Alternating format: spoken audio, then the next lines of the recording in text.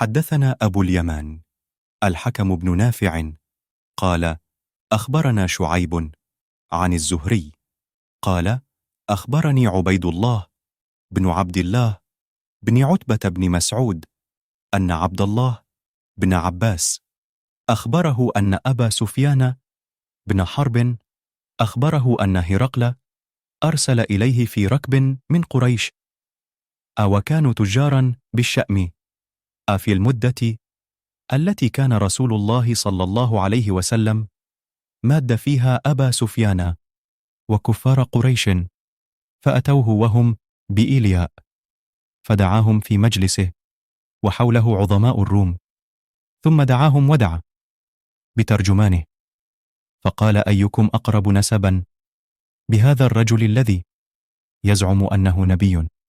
فقال أبو سفيان: فقلت: أنا أقربهم نسبا. فقال: أدنوه مني وقربوا أصحابه فاجعلوهم عند ظهره. ثم قال لترجمانه: قل لهم إني سائل هذا عن هذا الرجل، فإن كذبني فكذبوه، فوالله لولا الحياء من أن يأثروا على كذبا لكذبت عنه. ثم كان أول ما سألني عنه أن قال: كيف نسبه فيكم؟ قلت: هو فينا ذو نسب.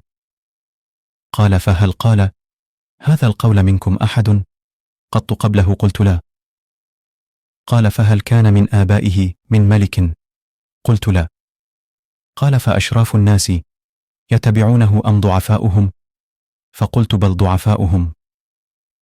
قال: أيزيدون أم ينقصون؟ قلت: بل يزيدون.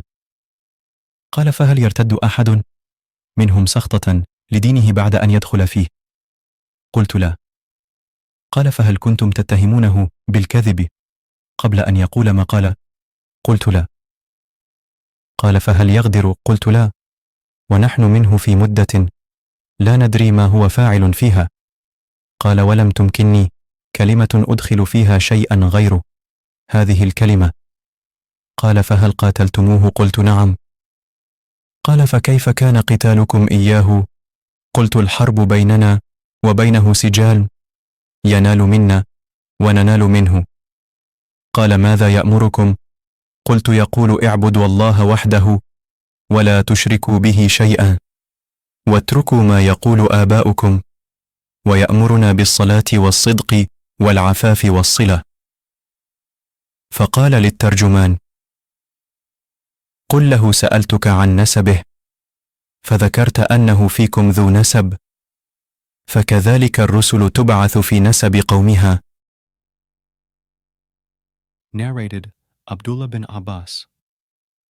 Abu Sufyan bin Harb informed me that Heraclius had sent a messenger to him while he had been accompanying a caravan from Quraysh.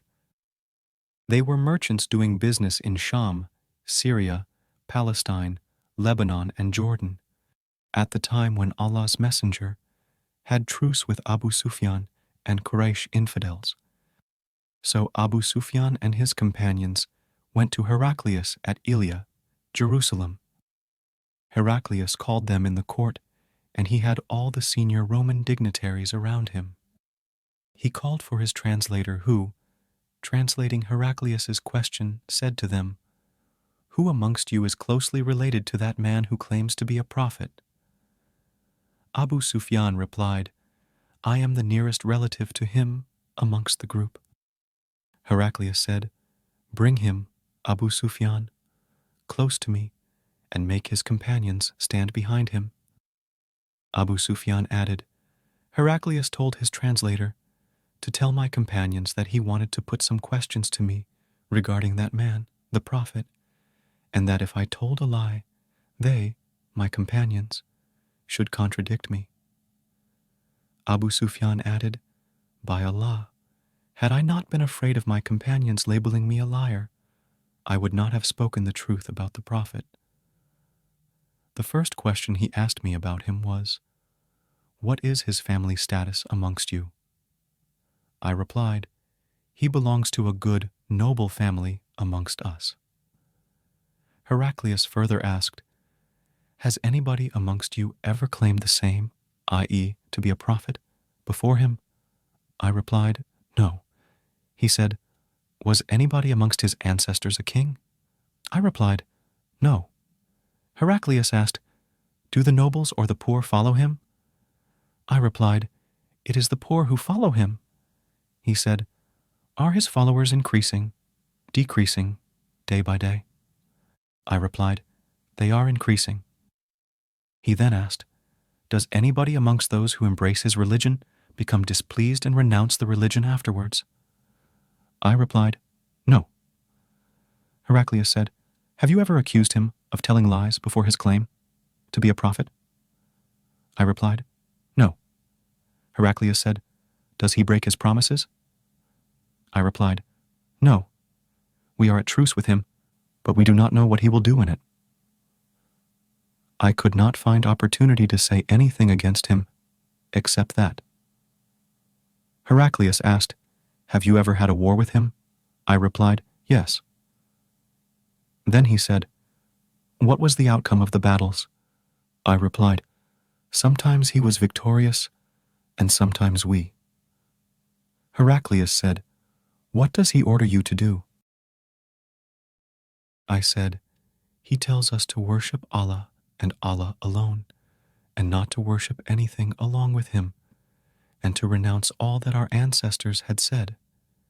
He orders us to pray, to speak the truth, to be chaste and to keep good relations with our kith and kin." Heraclius asked the translator to convey to me the following. I asked you about his family, and your reply was that he belonged to a very noble family. In fact, all the apostles come from noble families amongst their respective peoples. I questioned you whether anybody else amongst you claimed such a thing. Your reply was in the negative. If the answer had been in the affirmative, I would have thought that this man was following the previous man's statement. Then I asked you whether any one of his ancestors was a king. Your reply was in the negative, and if it had been in the affirmative, I would have thought that this man wanted to take back his ancestral kingdom. I further asked whether he was ever accused of telling lies before he said what he said, and your reply was in the negative. So I wondered how a person who does not tell a lie about others could ever tell a lie about Allah. I then asked you whether the rich people followed him or the poor. You replied that it was the poor who followed him. And in fact, all the apostles have been followed by this very class of people. Then I asked you whether his followers were increasing or decreasing. You replied that they were increasing, and in fact this is the way of true faith, till it is complete in all respects. I further asked you whether there was anybody who, after embracing his religion, became displeased and discarded his religion. Your reply was in the negative, and in fact this is the sign of true faith, when its delight enters the hearts and mixes with them completely. I asked you whether he had ever betrayed. You replied in the negative, and likewise the apostles never betray. Then I asked you what he ordered you to do. You replied that he ordered you to worship Allah and Allah alone, and not to worship anything along with him, and forbade you to worship idols, and ordered you to pray, to speak the truth, and to be chaste.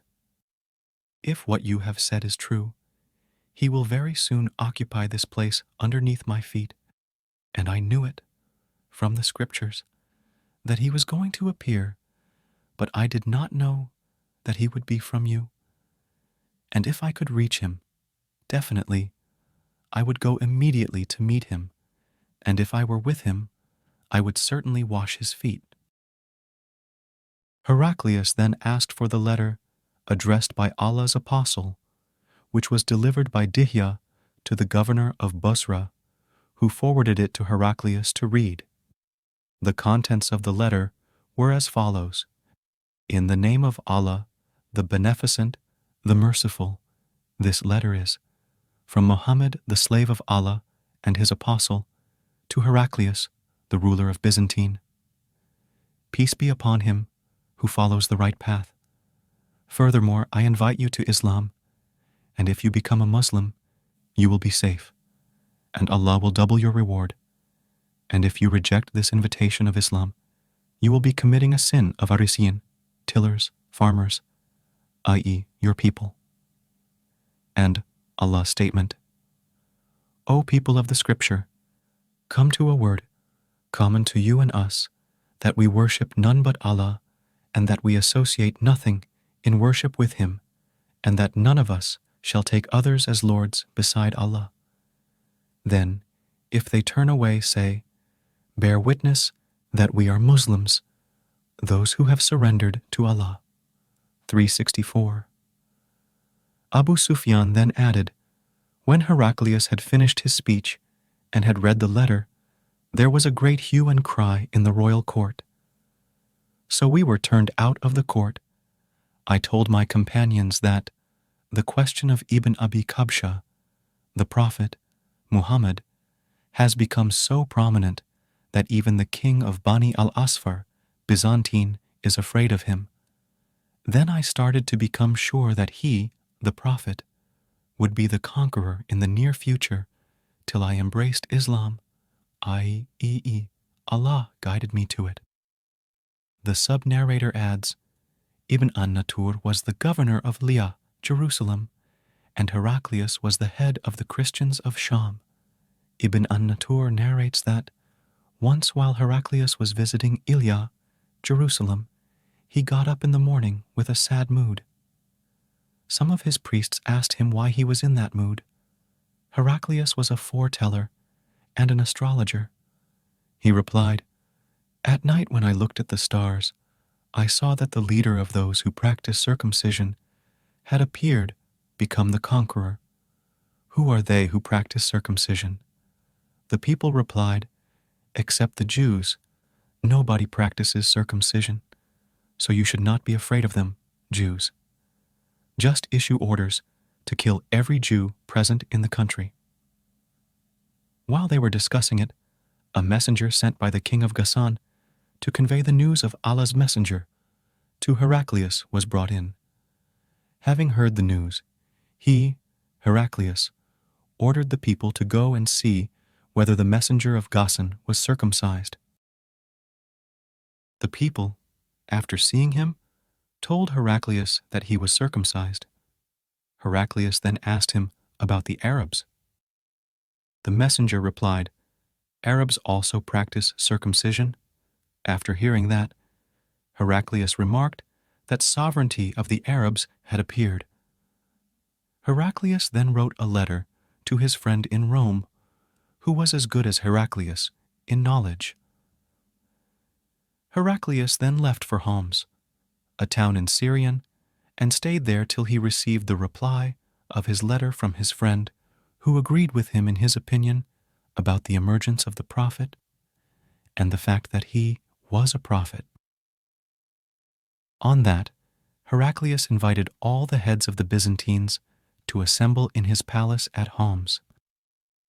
When they assembled, he ordered that all the doors of his palace be closed. Then he came out and said, O Byzantines, if success is your desire, and if you seek right guidance and want your empire to remain, then give a pledge of allegiance to this prophet, i.e., embrace Islam. On hearing the views of Heraclius, the people ran towards the gates of the palace like onagers, but found the doors closed. Heraclius realized their hatred towards Islam, and when he lost the hope of their embracing Islam, he ordered that they should be brought back in audience. When they returned, he said, What already said was just to test the strength of your conviction, and I have seen it. The people prostrated before him and became pleased with him. And this was the end of Heraclius' story in connection with his faith.